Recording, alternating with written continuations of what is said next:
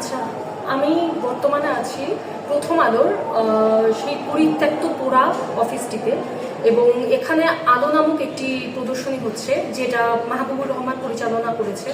এবং এই প্রদর্শনীতে এসে মোট 4টা ফ্লোর আমি দেখলাম।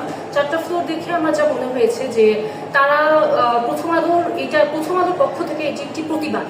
তাদেরকে পুড়িয়ে দিলে বা ভেঙে দিলেও তারা তাদের আলো খুঁজে পায় এবং তারা তাদের প্রতিবাদটা চালিয়ে যায়, এবং তাদের সাথে ঘটে যাওয়া যে অন্যায় অবিচার হয়েছে সেটি তারা খুব সুন্দর করে বিভিন্ন ভিডিওর মাধ্যমে তুলে ধরেছে। এবং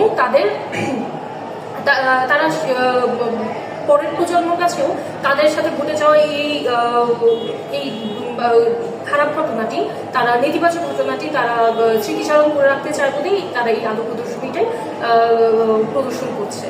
এটুকুই আমার মনে হয়েছে।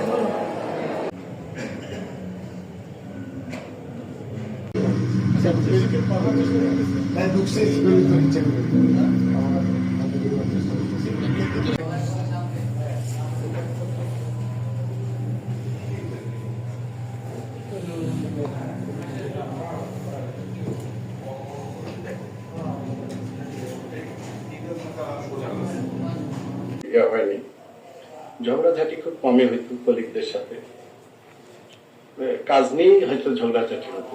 এটা আমার কোনো ইয়া না আর কি, তেমন পথ দেওয়া যেত না। মজার বিষয় ছিল